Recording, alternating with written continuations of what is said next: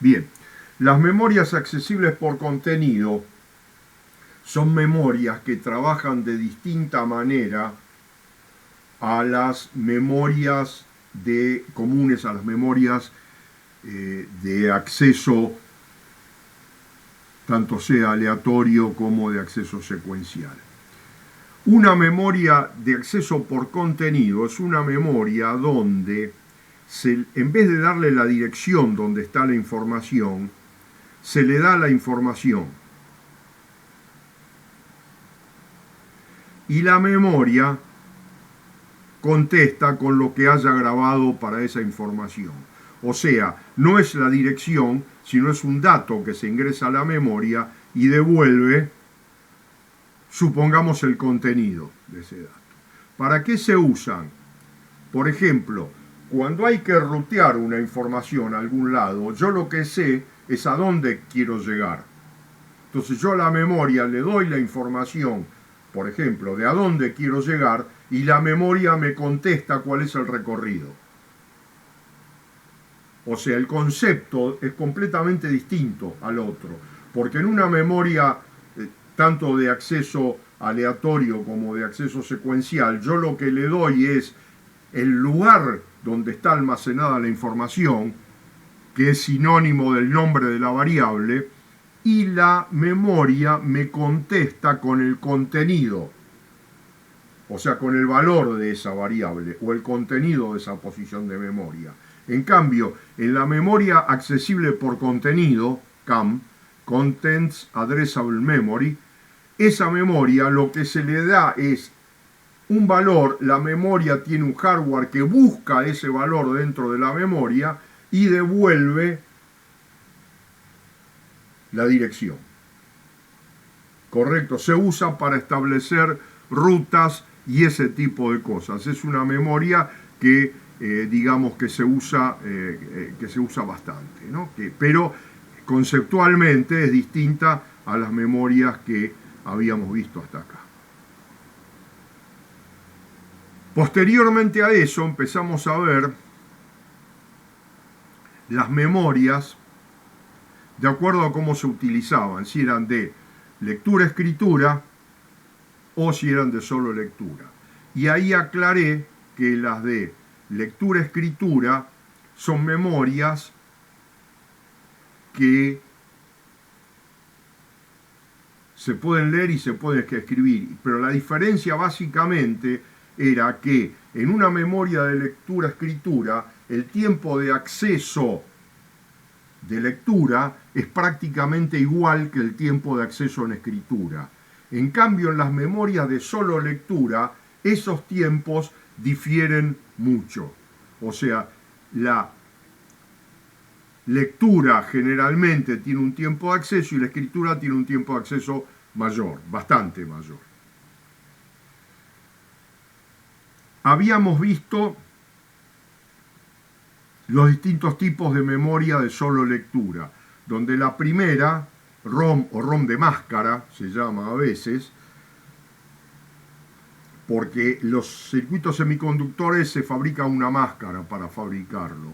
Entonces, los datos están en esa máscara en el momento de fabricación. Y habíamos visto todos los otros tipos terminando en la memoria flash. Es evidente que no existen las memorias de solo escritura. ¿Para qué voy a escribir algo si después nadie lo va a leer? O sea, ¿puede existir? Sí. ¿Tiene sentido? Ningún sentido. Bien, hasta acá creo que no hay preguntas adicionales. No sé, y si hay, estoy viendo yo ahora, estoy mirando el chat y estoy escuchando por si hay alguna pregunta adicional de esto que habíamos visto en la clase pasada.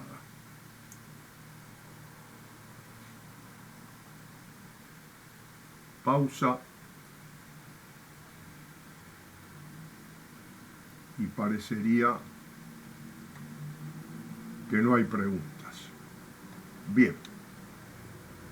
Si no hay preguntas, nos quedamos acá.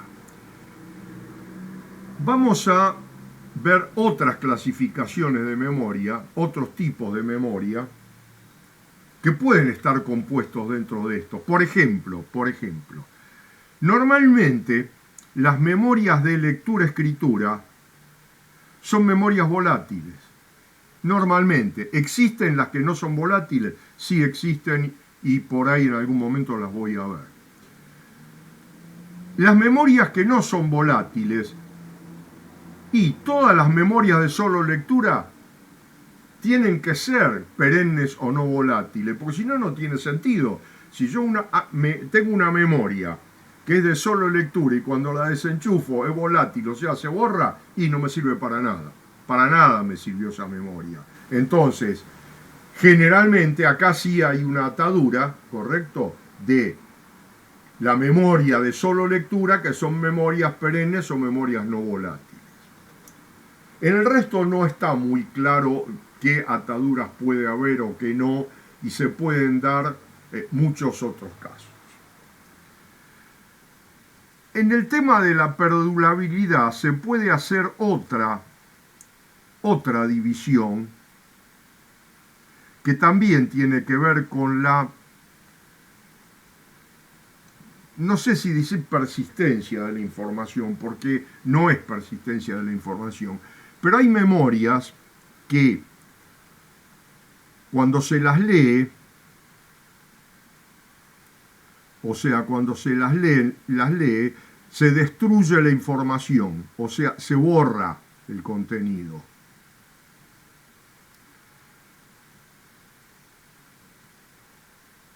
Y hay memorias que cuando se las lee no se destruye la información. Y eso es cierto, y claro que es cierto. Por ejemplo, las primeras memorias que hubo, que eran anillos de ferrite que se imantaban en un sentido o en otro, para poder leer una pieza que está magnetizada, yo tengo que generar un pulso eléctrico, porque tengo que generar una transición. Entonces, al generar la transición esa, yo leía el estado, pero simultáneamente esa memoria se destruía la información. Entonces, ese tipo de memorias, después de leerlas, hay que escribirlas. ¿Por qué? Porque al leerla se destruye la información. Hay un tipo de memoria que está hoy digamos, hoy no se usa tanto, que es una memoria que se conoce como memoria ferroeléctrica, que es una memoria que tiene este tipo de inconvenientes, llamémosle. Te dicen que son memorias o dicen que son memorias de lectura-escritura, pero resulta que cada vez que la leemos la tenemos que escribir nuevamente. Entonces es una memoria donde se da la particularidad que la lectura es más lenta que la escritura, porque escribir se escribe una vez, en cambio cuando se lee hay que volver a escribirla para que la información no se pierda. Ese es un detalle. Son memorias que no se usan, se llegaron a usar mucho en algún momento, pero hoy día no se usan. Sin entrar en las clasificaciones, otro parámetro que hay que tener en cuenta es que hay algunos tipos de memoria que se desgastan cuando se las escribe. O sea, que tienen una cantidad de ciclos de escritura hasta que no sirven más. Un caso de esos, que probablemente ustedes no lo sepan, son las memorias que vienen en los pendrive USB. La mayor parte de las memorias que vienen en los pendrives, que son memorias de tipo flash, o parecido a tipo flash, al igual que todas las memorias ROM que son regrabables, no se pueden grabar y borrar infinita cantidad de veces. Tienen un número limitado de veces de grabación. Quiere decir que si uno las graba muchas veces, hay un momento en que la memoria deja de funcionar, que es lo que pasa con la mayoría de los pendrives, sobre todo si uno tiene documentos y los edita o los abre siempre desde el pendrive. los programas generan backups que se van actualizando a corto plazo, o sea que están permanentemente escribiendo en el pendrive y a la larga se terminan estropeando esos pendrive y no sirven más. Esto lo comento justamente por el tema de los pendrives, ¿no es cierto? Por ese tema. Bien.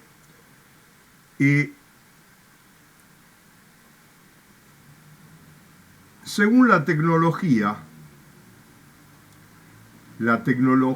de los materiales semiconductores con los cuales está hecha la memoria se puede hacer con los flip-flops o con lo que sea, con transistores bipolares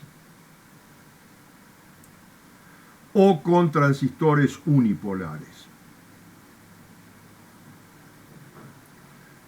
Las tecnologías unipolares pueden ser NMOS, PMOS o MOS complementarios, cualquiera de esas. En general, la gran diferencia que hay entre estas dos tecnologías es que el transistor bipolar generalmente se pueden hacer memorias con un tiempo de acceso menor.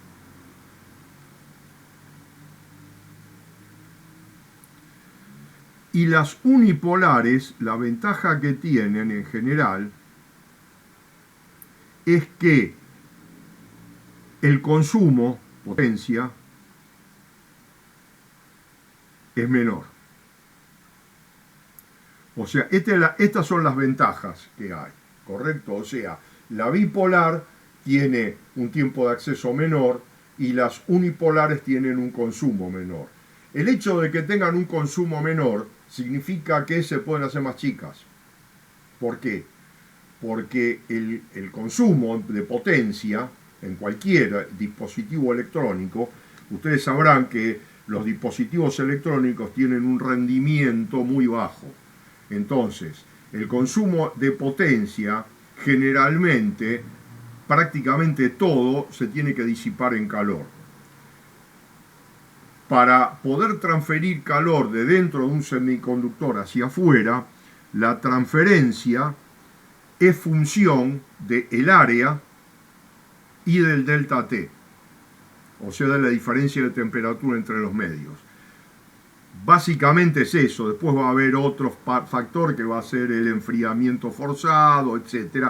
Pero básicamente la cantidad de calor que puede salir de un dispositivo depende de su superficie y del gradiente de temperatura. Temperatura interna menos temperatura externa. La temperatura nosotros la tenemos fija. ¿Por qué?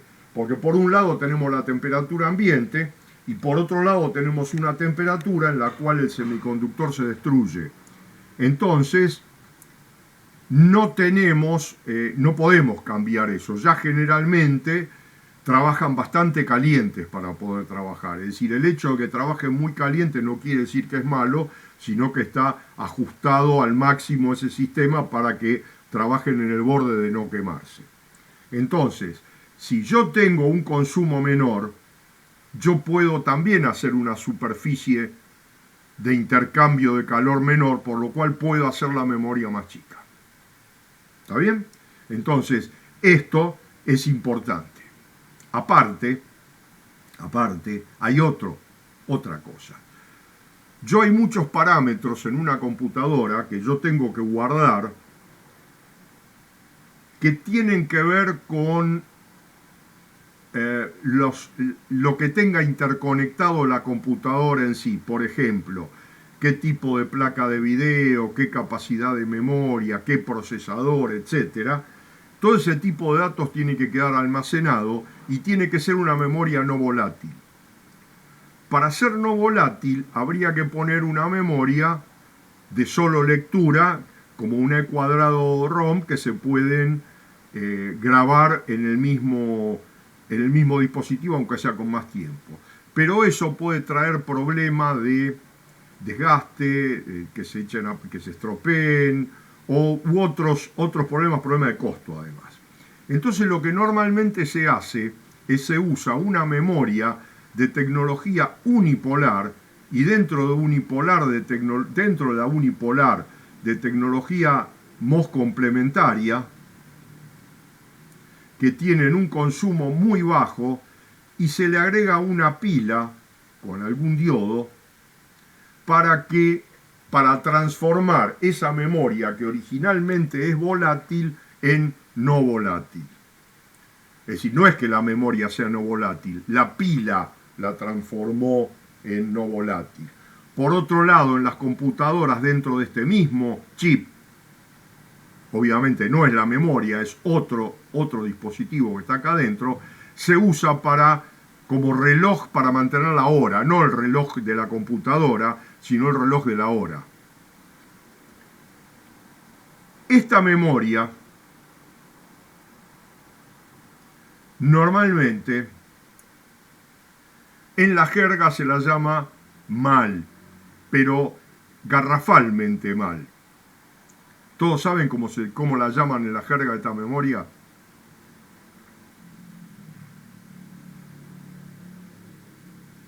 La memoria que tiene la pila, ¿nadie sabe? Opa.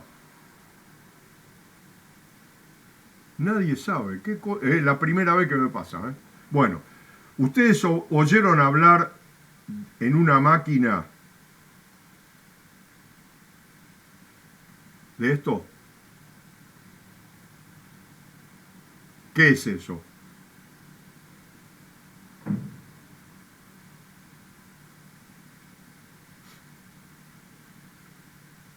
¿Tiene idea qué es? Bueno. No. Sí. Ariel la dijo bien. Dije que no por costumbre, porque generalmente me lo dicen mal. Toda computadora, sobre todo, esto lo agrego antes de terminar lo poco que falta de memoria, pero bueno, tiene mucho que ver. Toda computadora puede tener distintos dispositivos o distintos módulos de entrada-salida. Puede haber un display, puede haber otro display distinto, puede haber un disco de un tipo, puede haber un disco de tipo distinto, muchísimas cosas. Pero la placa principal es la misma de la computadora.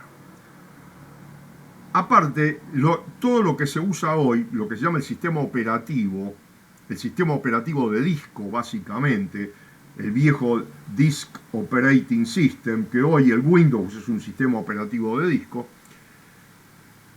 lo que hacen es cuando la máquina arranca, lo que tiene que ejecutar el procesador está en el disco. Pero tiene que haber alguien que le indique al procesador que tiene que leer el disco o todo, digamos, ejecutar todos los procesos de leer el disco y ejecutar lo que está ahí. Bueno, hay una memoria de solo lectura en las máquinas, que es la memoria BIOS, donde BIOS viene por Basic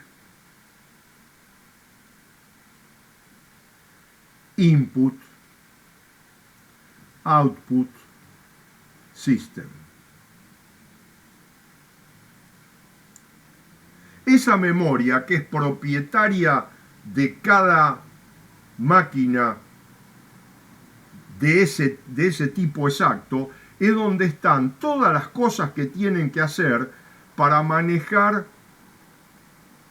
la entrada-salida, llámese display, llámese teclado, llámese disco rígido, todo lo que tiene esa computadora. Acá está escrito, están las instrucciones de cómo se maneja. Y los parámetros, porque puede ser que la placa de display sea una, pero venga con más memoria o menos memoria, entonces todos esos parámetros están guardados acá. ¿Por qué? Porque la forma de manejarlo va a ser la misma, pero si yo mañana a mi máquina le agrego un módulo de memoria, no tengo que cambiar, un módulo de memoria de lectura-escritura me refiero, ¿no? No tengo que cambiar esto, simplemente se actualiza el dato acá y la máquina sigue funcionando. ¿Correcto? Esta es la idea básica y lo que quise decir de este tema, que generalmente me lo preguntan, pero veo que hoy no. O sea que la cosa cambió un poco. Bueno, me quedan dos cosas de las memorias, básicamente. ¿Cómo se almacena la información?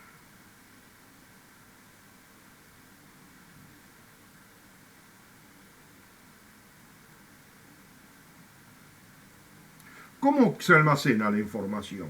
Y lo único que vimos nosotros hasta ahora es un flip-flop.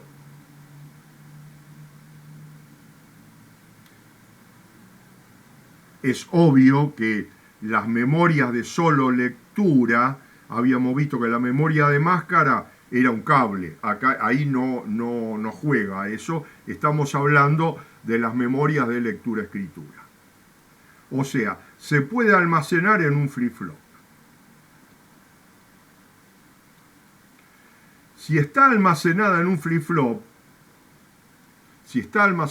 flip-flop, eso quiere decir que la información que hay en ese flip-flop va a estar ahí hasta tanto se la cambie por otra o se corte la alimentación.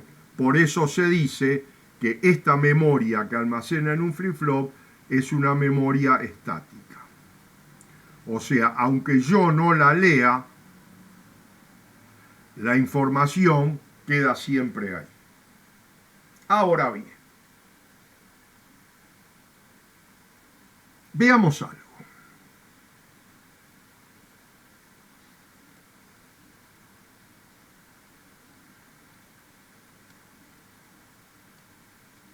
Ah, no, lo tengo antes eso.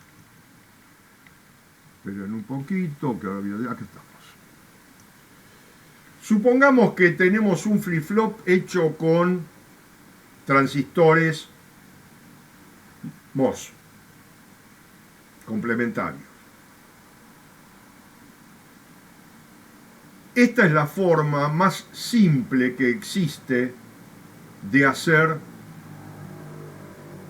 un flip-flop con transistores. Fíjense que hay realimentaciones cruzadas, para que tengan idea, no quiero que analicen el circuito. Acá hay una realimentación cruzada del gate del 1 y acá hay otra realimentación cruzada. Estos son los dos que hacen de interfase a la línea, etc. Pero lo que yo quiero hacer acá, que acá tengo 6 transistores.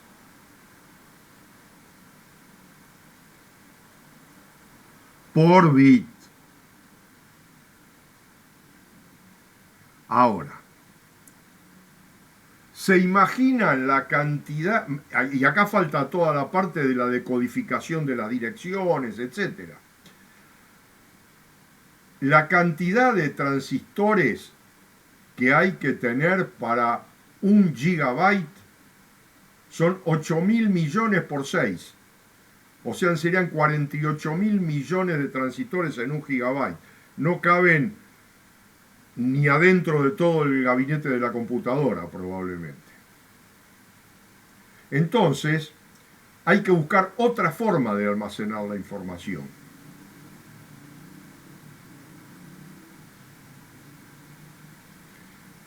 El flip-flop no es la única alternativa. Existen otras alternativas. Por ejemplo, supongamos que yo tengo un elemento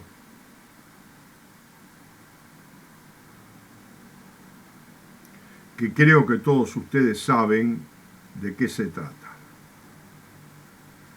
Supónganse que acá yo aplico una tensión B. ¿Qué va a pasar con el capacitor? Va a almacenar una carga Q. ¿Correcto? Yo ahora quito esta tensión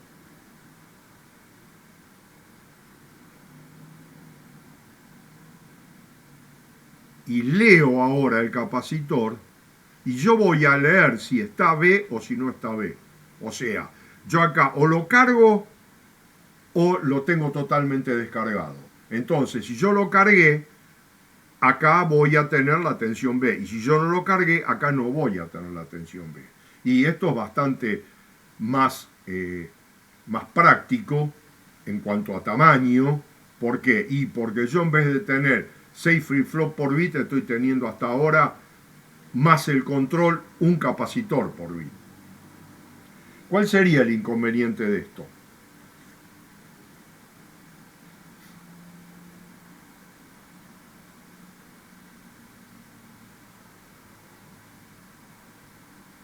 Ningún inconveniente.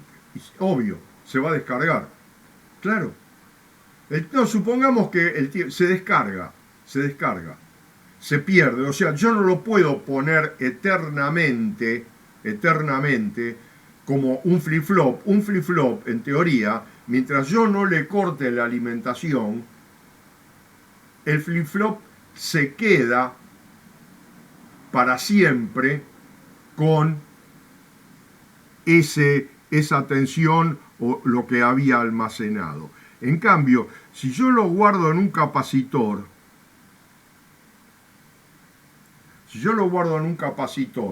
el capacitor se me va a descargar. ¿Y cómo hago yo para que no pase eso?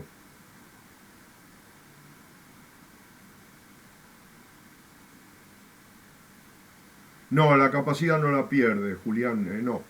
Eso no es problema. Ahora vas a ver que la capacidad no la va a perder ni por asomo. Cuando veas de qué orden es la capacidad que se usa, es imposible. No, porque el tema es que cuando yo acá le doy tensión a esto, yo le doy tensión para cargarlo. Pues supongamos que esa tensión puede ser un 1 o puede ser un 0. O sea, yo tengo acá un switch donde aplico el dato que viene acá. Entonces el TIC carga tensión y después el switch se abre y queda cargado hasta que yo lo vaya a leer. Entonces, el problema es que si yo lo voy a leer pasado el tiempo en el cual se descargó, voy a leer cualquier cosa. O no solo se va a descargar, también se puede cargar por las tensiones inducidas de lo que están alrededor. Claro, con una capacidad muy grande se puede hacer, pero yo quiero hacer que sea más chico. Si yo quiero poner un faradio, y sí, seguro, pero tampoco va a estar tiempo infinito, como está el flip-flop teóricamente. Yo siempre hago una analogía acá, que es la siguiente. Yo tengo acá una mesa, que es lo que hago siempre, y divido en zonas. Una zona por bit. Entonces, yo acá lo que hago es deposito en cada una de esas zonas, en la que tenga un 1 deposito una gota de agua, y en la que tenga un 0 la dejo seca. Si yo lo dejo mucho tiempo, esta gota me puede mojar este de acá, los que están secos, y la gota se puede secar, o porque se pasó al otro lado, estos son fugas, que son las fugas eléctricas. Pero yo determino que con la humedad ambiente que tenemos acá y con las condiciones de contorno que yo tengo acá, el tiempo que tarda una gota en esfumarse o en ya después no saber qué era lo que pasa, es, por ejemplo, supongamos de 1 minuto. Yo digo, hasta 1 minuto yo puedo saber, después de 1 minuto ya no lo sé. Entonces, ¿qué hago? Decido que, aunque no vaya a leer esto, pongámosle 30 segundos, yo vengo a ver esto y refuerzo la gota y seco el otro. Refuerzo este, seco este, refuerzo este y seco esto. Y eso lo repito cada 30 segundos, aunque no tenga que acceder a los datos. Entonces, ¿qué voy a lograr? Que los datos me duren todo el tiempo que quiera.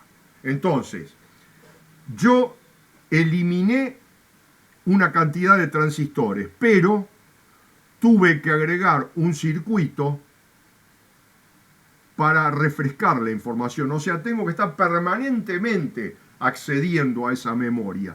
Por eso esta memoria se llama dinámica. Y hay que hacer un refresco de la información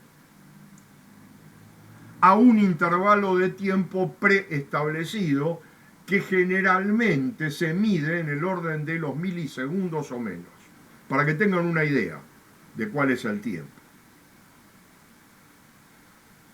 Entonces hay un circuito que mira la carga del capacitor y la restablece o lo descarga según haya sido un 1 o un 0, hasta tanto no pase el umbral. Una vez que pasó el umbral sonamos. ¿Y cómo se hace eso? Y bueno, veamos cómo se hace eso. Eso se hace, este era el circuito de un flip-flop. Este es el circuito de básico, en general se hace con 2 transistores, pero veamos, este es el circuito de entrada por el cual cuando la dirección habilita este transistor, el 1 que estaba acá carga el capacitor.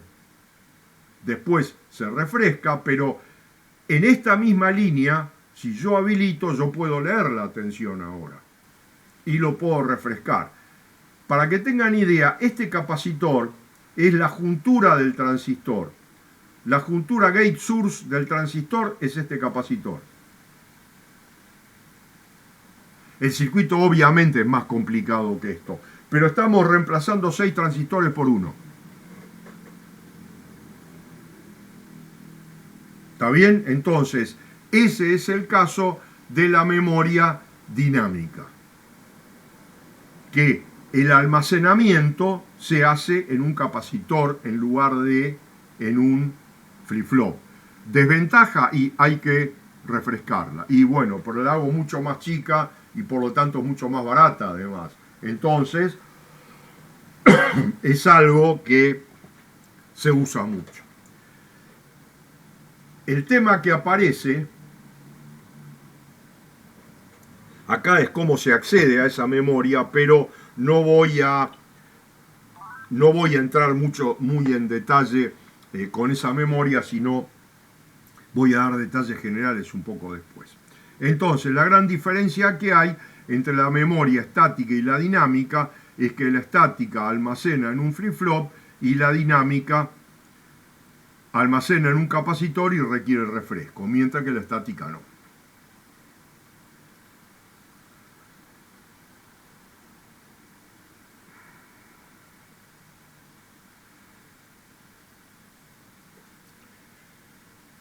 Cada día queremos que una computadora trabaje más rápido y que maneje más cantidad de información. Esto requeriría que cada día tenemos que hacer memoria más grande, o sea, de más almacenamiento y de menor tiempo de acceso.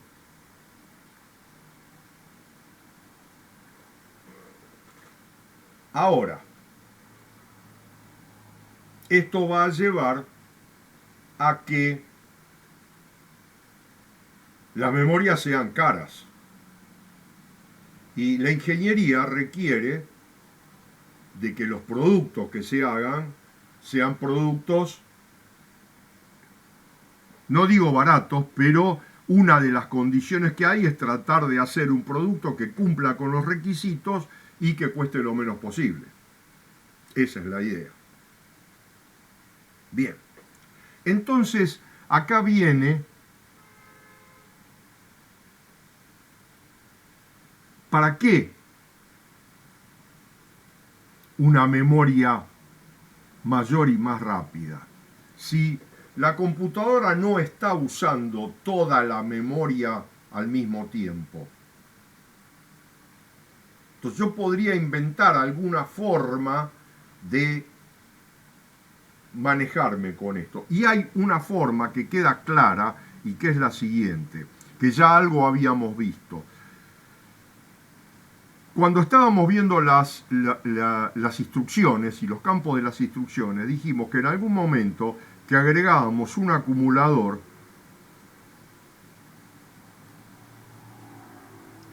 para que la información no tuviese que entrar y salir,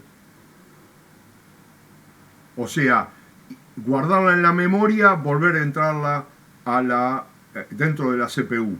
Quiere decir que si yo agrego más registros de almacenamiento dentro de la CPU, va a ser más rápido, claro, pero eso me va a llevar a una CPU más grande, más cara. ¿Está claro? Entonces, lo más rápido que yo tengo en una CPU en cuanto a tiempo de acceso son los registros internos. O sea, los registros internos, si yo hago acá una pirámide, que es lo que voy a hacer ahora, aunque yo voy a dibujar un triángulo,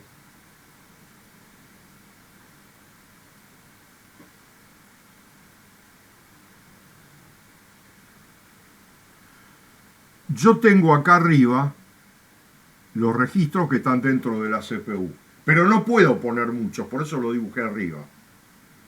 Y además de que no puedo poner muchos, me va a costar, el bit me va a salir más caro. Por otro lado, yo tengo que almacenar mucha información, cada día necesitamos más, y necesitamos que el costo sea lo más barato. Entonces, necesito mucha información. Eso lo voy a guardar probablemente en un disco que no está conectado al bus de la computadora, porque cuando yo vi la memoria, le dije que la memoria tenía líneas de dirección, líneas de datos, y el disco no lo tiene eso. O sea, el disco es como que está conectado a la computadora a través de una entrada-salida. Se pueden entrar datos y sacar datos a la computadora, pero no se puede operar directamente con los datos. Hay que hacer una copia del dato del disco a la memoria, ahí se usa y después se vuelve a guardar en la memoria y así sucesivamente. Esa memoria se conoce como memoria secundaria. ¿Y por qué no hago todo en los registros? Y porque en ese caso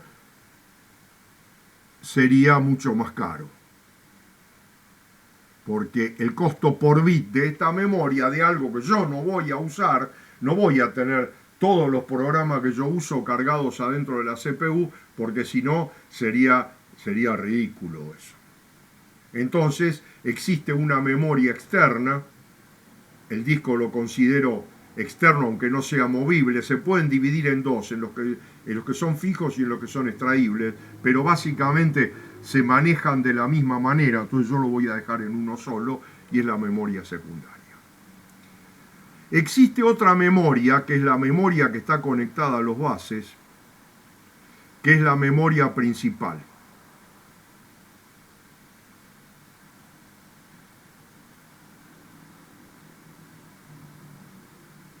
Que son los chips esos que vimos, que puede ser con alguno de cualquiera de los dentro de las clasificaciones que vimos.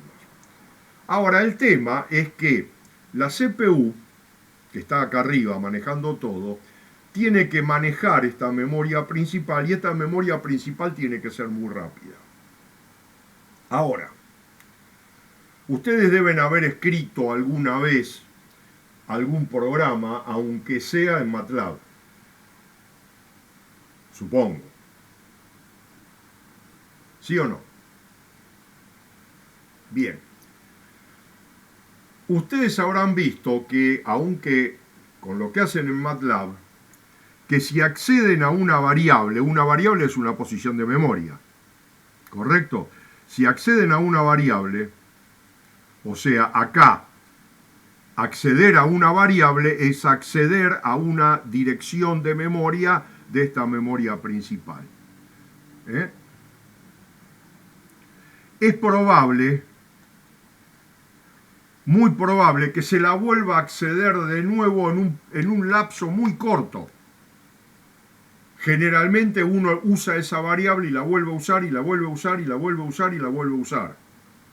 Prácticamente se establece que hay un 90% de probabilidades que en las próximas instrucciones se pueda volver a usar la misma variable. Aparte, otra cosa que ustedes hacen, que sería no en el caso de la variable, sino en el caso de las instrucciones,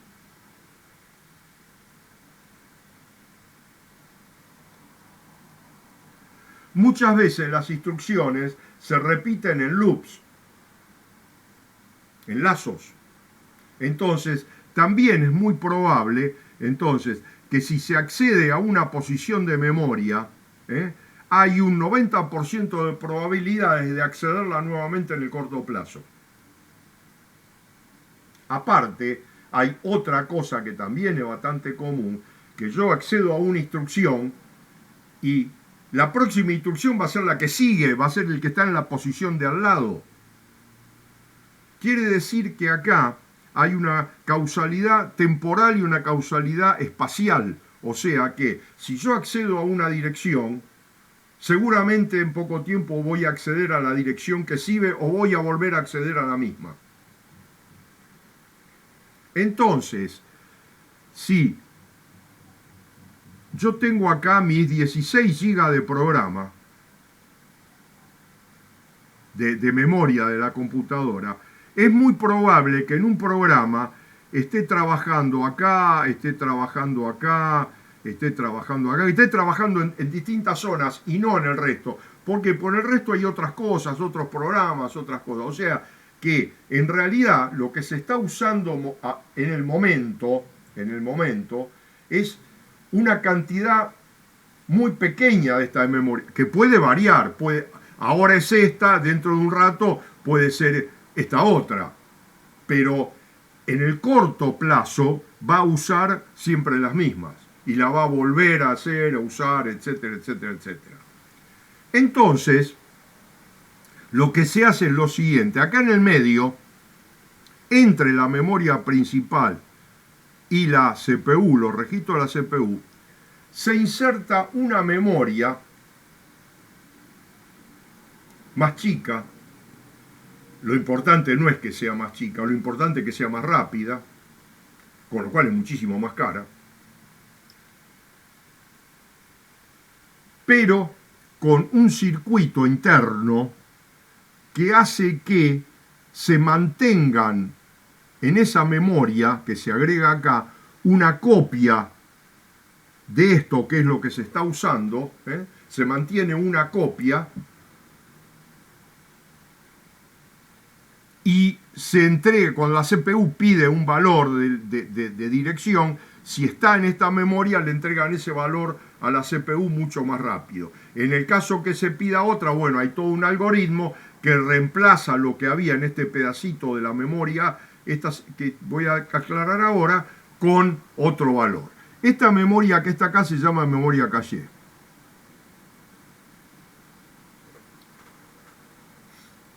O sea, la memoria caché es una memoria más rápida que la memoria principal. Y para conservar el costo se hace más chica. No es que necesariamente tenga que ser más chica, no. Es más chica por el costo. Lo importante de la memoria caché es que es mucho más rápida. Aparte, físicamente, si yo la pongo físicamente más cerca de la CPU, físicamente, o sea, que los cables que conectan esta memoria caché con la CPU, y esta es la memoria caché, cuanto más cortos sean estos cables, yo puedo trabajar con frecuencias mayores y voy a tener menor probabilidad de interferencia. Entonces, normalmente esta memoria caché, o al menos una parte, se coloca dentro del mismo chip de la CPU. Está ubicada físicamente, no es que forme parte de la CPU, sino forma parte del chip de la CPU. Y generalmente hay más de una memoria, hay caché de la memoria caché. Caché L1, caché L2 y puede haber más. L es el level, el número más bajo implica que la memoria está más cerca de la CPU. Entonces, creo que está entendido cómo está. Ahora voy a explicar cómo funciona rápidamente, cómo funciona el algoritmo de esta memoria y en qué cosas aprovecha. ¿Se entendió esta estructura? En esta estructura, obviamente, para acá arriba es más caro por bit y además hacia arriba, además de ser más caro, es más rápido. Eso fue la forma como la construimos. Por lo tanto, al ser más caro, la capacidad de almacenamiento se hace más chica. Acá abajo, como es más barata por bit, la capacidad de almacenamiento se hace más grande. A medida que yo achico el tamaño de la memoria caché, la computadora se hace un poquito más lenta. Pero la curva de mejora en la prestación con el aumento de la caché es una curva de este tipo, que tiende a uniformarse. Entonces se busca un punto de equilibrio entre el costo y la performance. Es decir, que voy a obtener, quizá con este tamaño de memoria caché, voy a tener un 15% menos de lo que tendría si tuviese una memoria caché 20 veces más grande y que por lo tanto me costaría 20 veces más. Entonces se hace un límite, una solución de compromiso entre el tamaño de la memoria caché y lo que va a costar la computadora.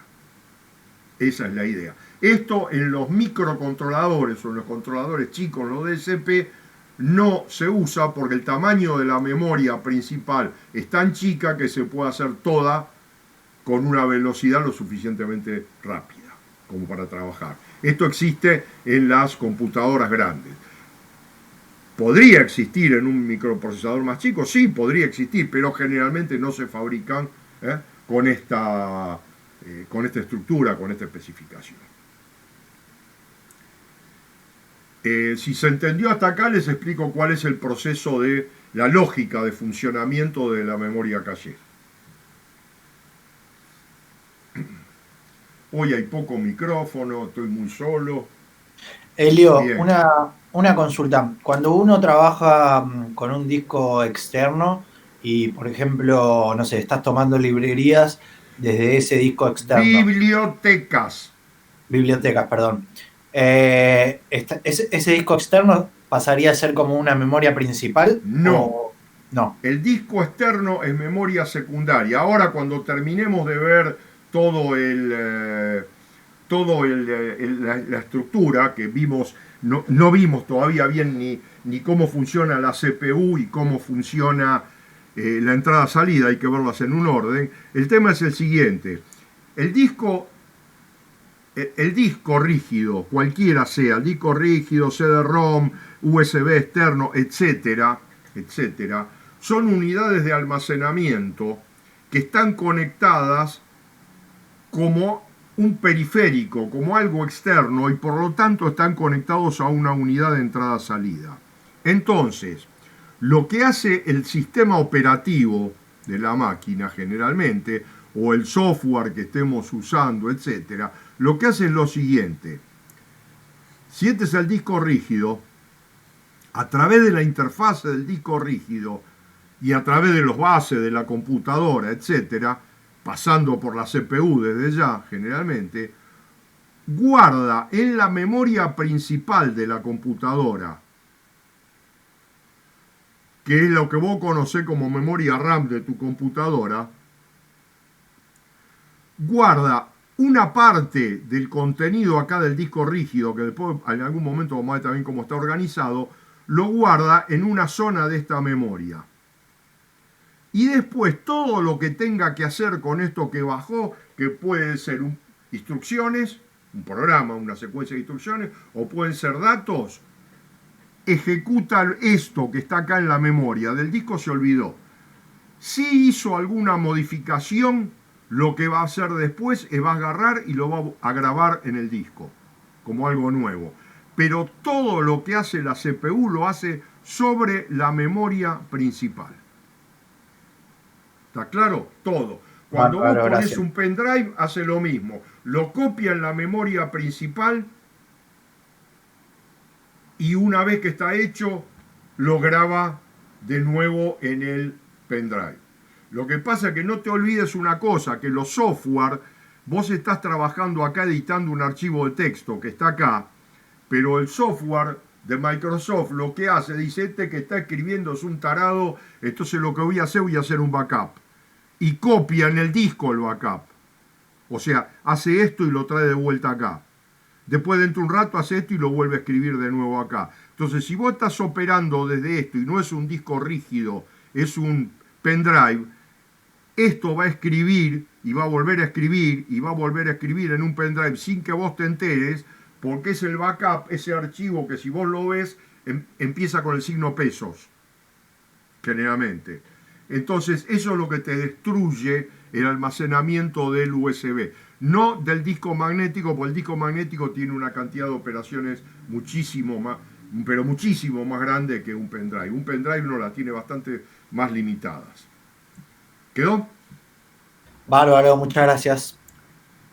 La velocidad que se gana con el disco sólido es que el disco sólido son memorias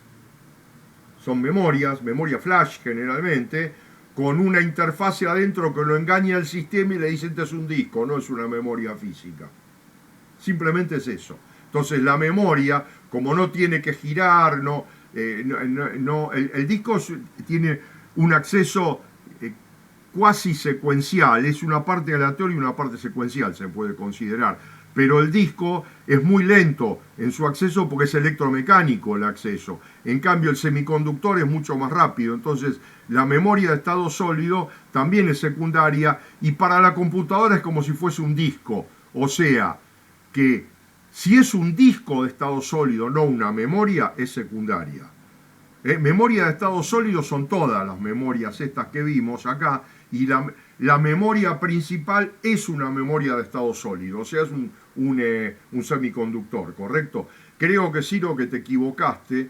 ¿Por qué Ciro Martínez 2? No sé. Te referís al disco de estado sólido y no a la memoria de estado sólido, creo. Bien, perfecto.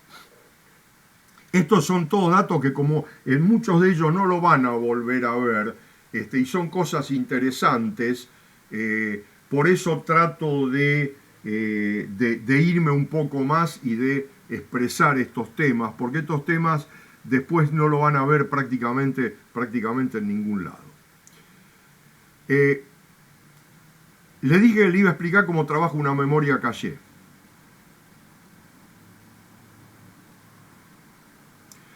Memoria caché más una lógica que hace de controlador. Acá está la CPU con todas sus bases. O sea, acá voy a mezclar en uno solo el bus de datos y el bus de direcciones. Son todos los bases. Acá en el medio intercepta eso la memoria caché.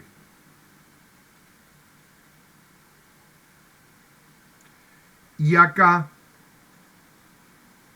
hay un duplicado, pongámosle así, de los bases. Y acá tengo la memoria principal.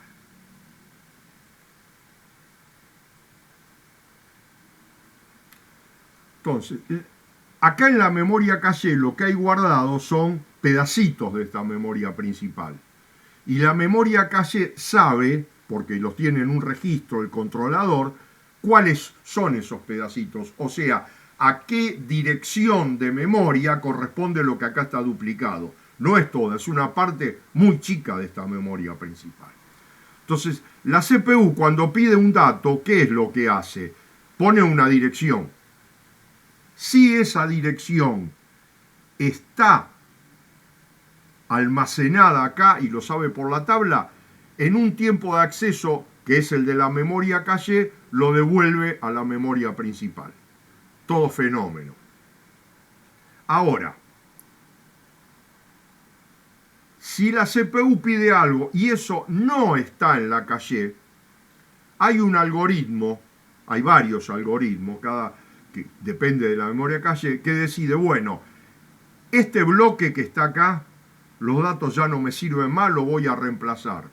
Entonces, se conecta con la memoria principal y la dirección que había pedido a la CPU la pone en la memoria principal y de esa dirección copia todo un bloque a la memoria caché y después entrega ese bloque desde la memoria caché a la memoria principal. Claro, ahí perdió mucho más tiempo. ¿Por qué? Porque tuvo que copiar todo un bloque. Claro, pero como después seguramente por la estadística va a volver a acceder a estos bloques, ahí va a ganar el tiempo. El tiempo que se pierde normalmente se conoce como tiempo de penalización y se usa para estimar el tiempo de acceso total. Pero esto es básicamente el procedimiento. Hay otras cosas que contribuyen a esto y que es el siguiente. Las memorias principales se fabrican ahora, para cuando hay caché, con dos formas de acceso. O sea, a la memoria principal se puede acceder en forma aleatoria o se puede acceder en forma secuencial.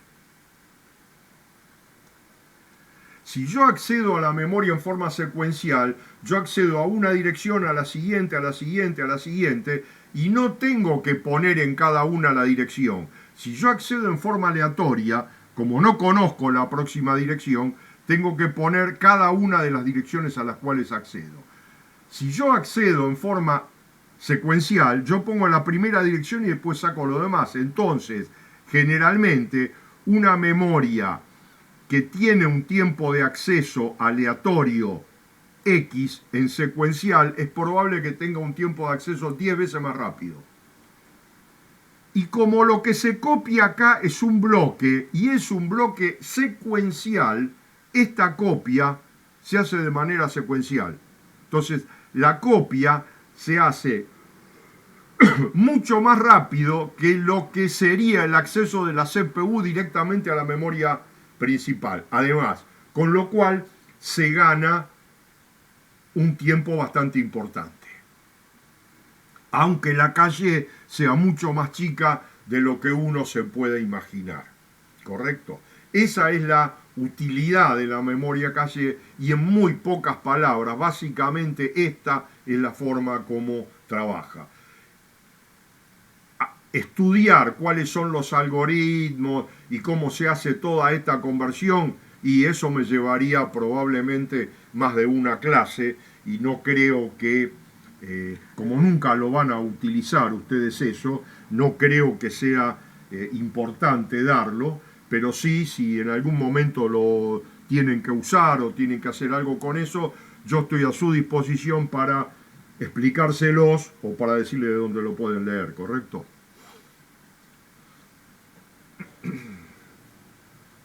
Bien.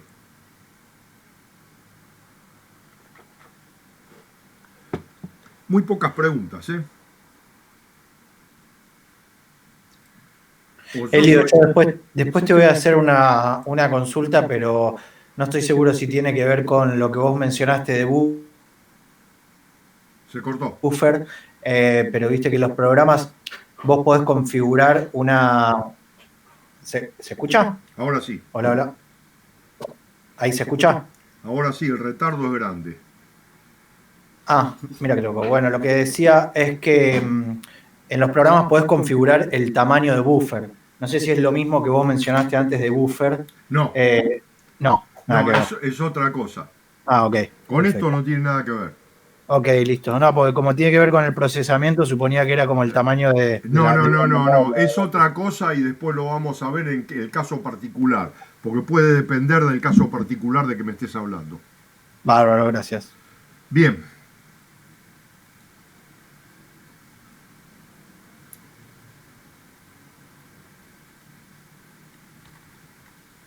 bueno, vamos a seguir.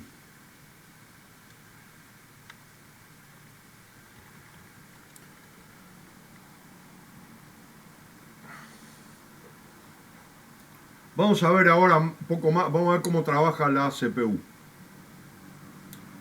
Esto básicamente lo vimos, pero acá esto está un poco más detallado, algunas cosas para poder entender de qué se trata. Dentro de la CPU habíamos dicho que hay un secuenciador, pero veamos cómo funciona esto. ¿Se acuerdan que dijimos que había un contador de programa o PC que tenía la dirección de la próxima instrucción? Bien. Ese contador de programa, tengo otro dibujo que es mejor que este para eso, ese contador de programa tiene la dirección de la próxima instrucción, es decir, el contador de programa que está acá, el PC, tiene la dirección de la próxima instrucción. Entonces, ese contador de programa manda por el bus, sale de la CPU y manda por el bus de direcciones la dirección donde está la próxima instrucción. Esa dirección entra a la memoria de acceso aleatorio, a la dirección N, que era el valor que había acá. Y por el bus de datos sale la instrucción, pero básicamente lo que sale es el código de operación, que sale de la memoria, entra por el bus de datos, entra a la CPU y se almacena en un registro interno que es el registro de instrucción, el IR, donde se almacena la instrucción. Obviamente esto se maneja con clocks que están manejados por la CPU normalmente. Entonces, ya sabemos cómo viajó esa instrucción. Esa instrucción llegó y se almacenó acá en el registro de instrucción. La que buscó de esa manera, es decir, la unidad de control generó, fue a la memoria, etcétera, y lo trajo. Ese registro de instrucción, ese valor, se lo presenta a un circuito de... ¿Cómo se lo presenta? Con cable. A un circuito decodificador, que decodifica y manda los datos decodificados a un secuenciador, que establece, mediante líneas de control, toda la secuencia que tiene que ejecutar,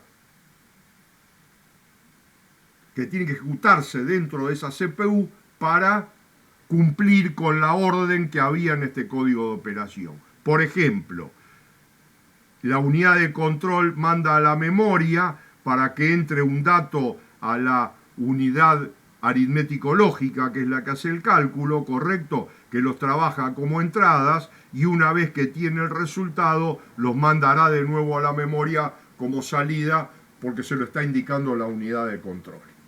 Quería que tuvieran una idea de qué es y cómo trabaja una instrucción, sin excesivo detalle, pero para que entiendan más claro qué es una instrucción y qué es un código de operación. O sea, entra a un circuito que se encarga de decodificarla y de establecer los pasos o secuencias, que acá dice microórdenes, que hay que ejecutar para llevar a cabo esa operación. ¿Y quién ejecuta? Y el que ejecuta es la unidad aritmético-lógica, que es esto que está acá. donde acá tenemos algunos detalles más. Digamos que acá tenemos la unidad aritmética lógica, es esta parte. El resto es parte de lo que ya vimos, que ahora vamos a ver cómo es, que está dentro de la CPU.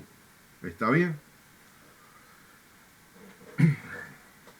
Esto que está acá es un elemento que es la unidad aritmético-lógica, en la cual entran dos operandos, A y B, y sale un resultado y un código de condiciones o Program Status Word, PSW, que son los bits que indican, como vimos cuando vimos el sumador, si el resultado dio 0, si dio carry, si dio overflow, si dio negativo, etc. Estos son una serie de bits que están organizados en una palabra de más cantidad de bits, que es la palabra que maneja por el bus de datos esta CPU o este procesador. Bien. ¿Qué otra cosa tenemos? Tenemos un program counter, el contador de programa o el puntero a la instrucción. Ese puntero generalmente, como el bus de datos generalmente tiene menos bits que el bus de direcciones, ese puntero se divide en parte alta y parte baja, para que la suma de estos dos registros dan un registro de los otros. ¿Por qué? Porque si se tienen que acceder como dato para ver el contenido, no se puede acceder todo al mismo tiempo. ¿Por qué? Y porque el bus de direcciones, por ejemplo, para este ejemplo, las direcciones son 16 bits y los datos son 8. Entonces, si yo quiero leer cuál es este valor de dirección, lo tengo que leer en dos veces. Parte alta y parte baja. Esa es la idea. Entonces, acá está el contenido de la dirección de la próxima instrucción. Esto sale a un bus de direcciones interno que tiene la CPU y a través de un registro que para nosotros es transparente, pero que es para mantener ese dato estable, un registro almacena por un momento el dato, pone ese valor de dirección en el bus de direcciones. Por el bus de datos volverá el dato que tiene que venir y también hay un registro temporario de almacenamiento de datos, y hace que los datos se muevan por el camino que sea, o sea, si yo estoy entrando el dato tiene que venir por acá y tiene que venir a uno de los dos operandos. ¿Qué viene, a uno o a otro?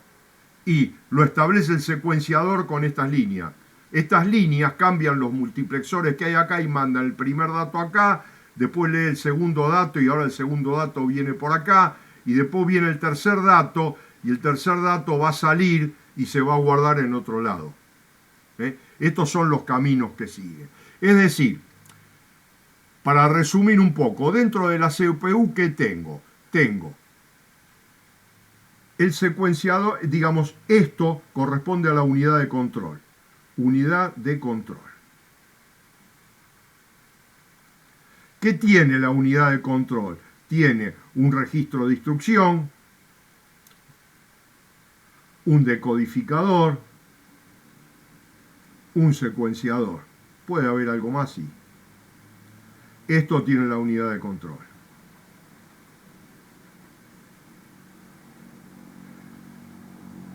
Acá tengo la unidad que hace los cálculos, que en algunos casos la llaman unidad operacional. A mí no me gusta.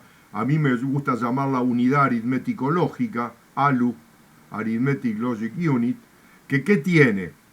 Tiene que es la unidad aritmético-lógica propiamente dicha, PPD propiamente dicha, y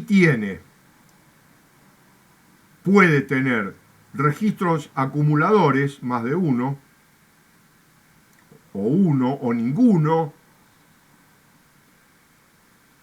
Si no tiene ninguno, estos registros son registros temporarios. Tiene un registro de estados, que se conoce normalmente como Program Status Word o Code Condition Register, cualquiera de los dos nombres es el mismo. Está bien que son las banderas o los flags, estos que están acá. Esto es lo que contiene la unidad aritmético lógica y que es capaz, obviamente, de con estos dos operandos hacer distintas operaciones. Y después hay una serie de registros, como en este caso, básicamente, tenemos el contador de programa, o Instruction Pointer, PC o IP, según sea el fabricante, ¿correcto? Y vamos a tener otro registro bastante importante, que es el puntero de pila o stack pointer. SP viene por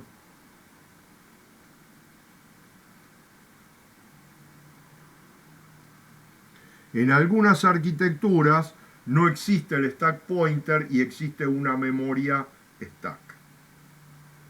Ahora voy a tratar de explicar de qué se trata antes de seguir con lo que tengo de la CPU, de qué se trata ese stack pointer.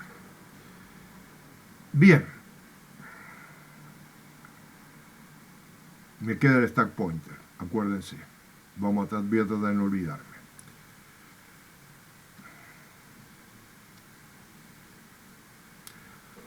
Acá esto después se lo voy a subir. Hay un significa esto lo escribí para que quede para después. Mejor dicho, ya estaba escrito. Son los datos de qué significa cada, bueno, de lo que significa cada sigla. ¿Está bien? Lo que significa cada una de las siglas que están acá. O sea, esto ya está dicho.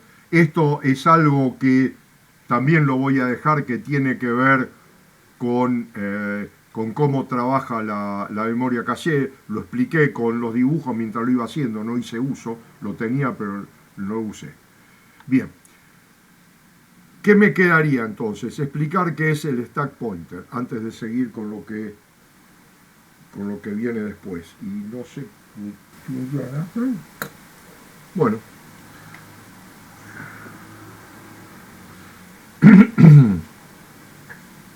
No sé dónde dejé mi teléfono, donde estaba monitoreando una cosa, pero bueno, ahora lo voy a buscar. Bien.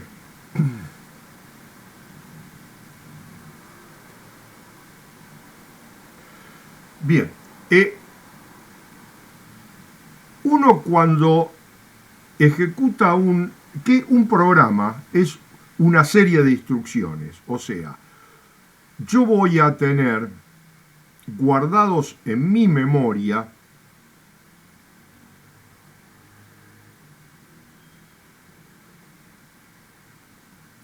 en forma secuencial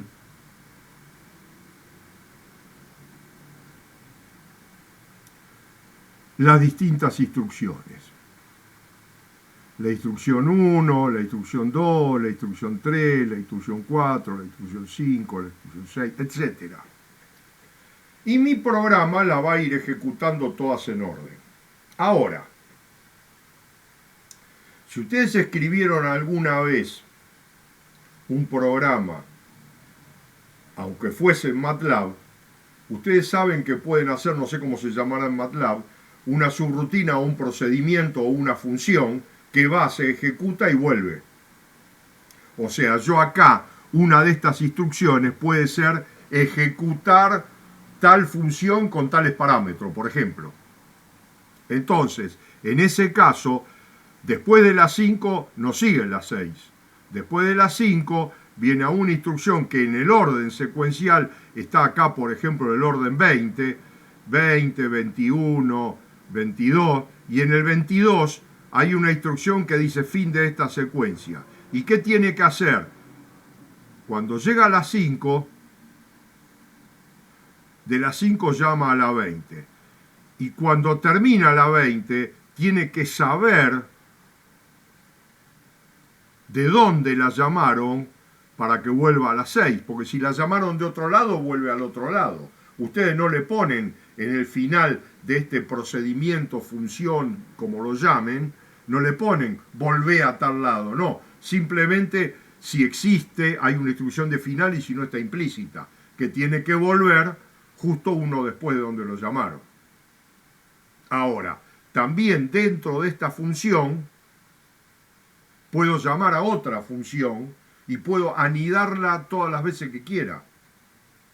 Entonces tiene que haber un mecanismo para no perderse en este camino de idas y retornos. Entonces, lo que se implementa en una computadora es una memoria stack, o sea, una memoria secuencial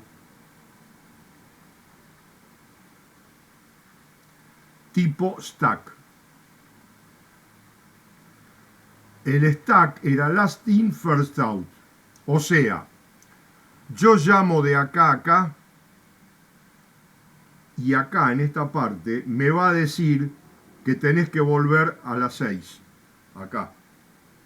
Si yo acá en el medio hubiese llamado a la dirección 84 y de acá viene a la 84 y hace 84, 85, etcétera, y acá dice fin, en este fin tiene que volver a la que sigue después. Entonces acá dice guarda, acá tenés que volver a la 22. Y así se va haciendo la pila. Entonces acá encuentra retornar y dice, tengo que retornar a la 22. Listo, la 22 ya está. Ahora en el próximo retorno vengo a la 6. Y a medida que voy poniendo nuevas va creciendo la pila o va decreciendo. Es evidente que si yo escribo mal mi programa y yo pongo muchas llamadas y no pongo ningún retorno, esta pila crece, crece, crece, crece, crece, hasta que se va hasta acá arriba. Y cuando llegó acá arriba, entró a una... se fue, no sirve más. No hay más, no hay más lugar, pongámosle como mínimo, para guardar. Entonces eso es lo que generalmente en una computadora provoca un error de memoria que se conoce como Stack Overflow. El Stack Overflow es un problema del programador y de nadie más. Bien. Esto que está acá es una memoria secuencial LIFO, tipo stack. Hay muchos microcontroladores que lo implementan de esa manera. Pero eso equivaldría a poner una memoria especial, distinta. Entonces, lo que se hace es, de la memoria principal de la computadora, de esta misma memoria, una zona que se reserva en algún lugar de la computadora, donde no importa. Por ejemplo, supongamos que yo reservo, desde acá hasta acá, reservo X posiciones, y lo uso como una pila, es decir, guardo acá, después guardo acá, después guardo acá, después guardo acá. Claro, pero ¿cómo sé en qué dirección tengo que guardar? Y tengo que generar un registro que sea un puntero al tope, a la parte de arriba de la pila, que siempre esté apuntando arriba de la pila. ¿Para qué? Para que yo sepa dónde guardar y para que yo sepa de dónde sacar. Entonces, los procesadores en los cuales la pila se implementa dentro de la memoria principal tienen un registro interno que es el puntero de pila,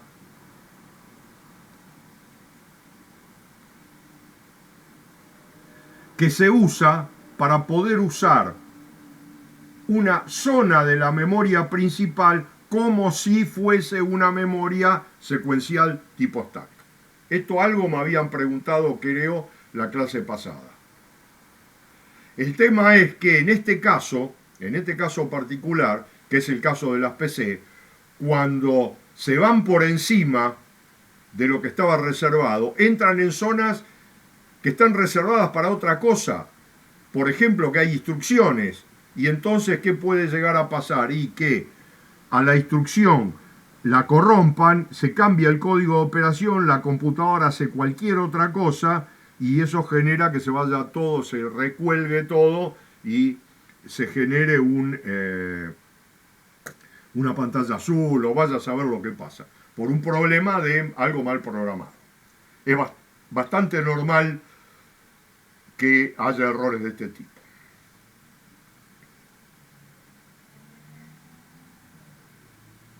Bien. Preguntas. Sin preguntas.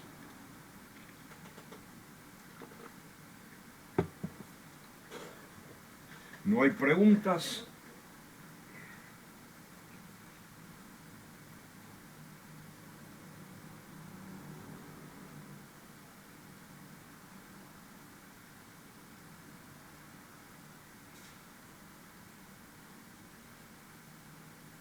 Bueno, sigo. Me levanté un segundo. En la memoria secuencial stack.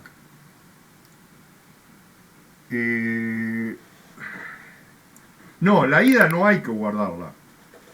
Lo que hay que guardar en la memoria es la dirección a la cual se tiene que volver. ¿Por qué? Porque todos los las funciones, no, pero subprogramas o cuando uno va a ejecutar otra zona, que acá la llamamos como subrutinas, el llamado está acá. Acá hay una instrucción de llamado, dice ejecutar tal cosa. Lo que se tiene que guardar, ni bien, es decir, ejecutar tal cosa, ¿cómo se implementa acá el ejecutar tal cosa? Para que te va a quedar más claro así. ¿Qué significa ejecutar una subrutina o un subprograma? Si acá el contador de programa, este es el contador de programa, cuando empieza a ejecutar esta, que está en la 5, tiene el valor 6, porque tiene el valor de la próxima instrucción. Pero resulta que te dice, che, tenés que ejecutar lo que está en la 20. Entonces, ¿qué hace? Este valor 6, o sea, lo que haya en el contador de programa se guarda en el stack y en el contador de programa se carga el valor 20. Entonces, ¿cuál va a ser la próxima instrucción? La 20. Ejecuta todo y cuando se encuentra con la instrucción de volver, agarra el valor que estaba en la pila arriba del todo, el 6, y lo pone en el contador de programa. Entonces ahora ejecuta esta instrucción. Ops, ¿qué pasó? ¿Se colgó o no? ¿Te quedó claro? Digamos, es importante esto. Yo este año me tomé un poco más de tiempo en este tema que otros años, porque vi que hay mal interpretación sino de esto, ¿no? Inclusive muchas veces la pila también se usa para pasar variables entre un programa y otro, porque son lugares que se pasa la variable y después se recupera el lugar. Hay varias cosas para las cuales se usa. Después vamos a ver también otro caso en los cuales se debe usar la pila para no perder el detalle de lo que se está haciendo. ¿Algo más? ¿Alguna otra?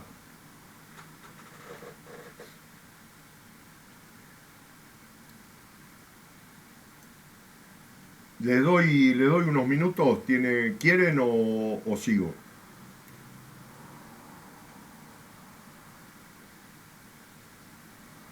Por si quieren ir a tomar algo y volver.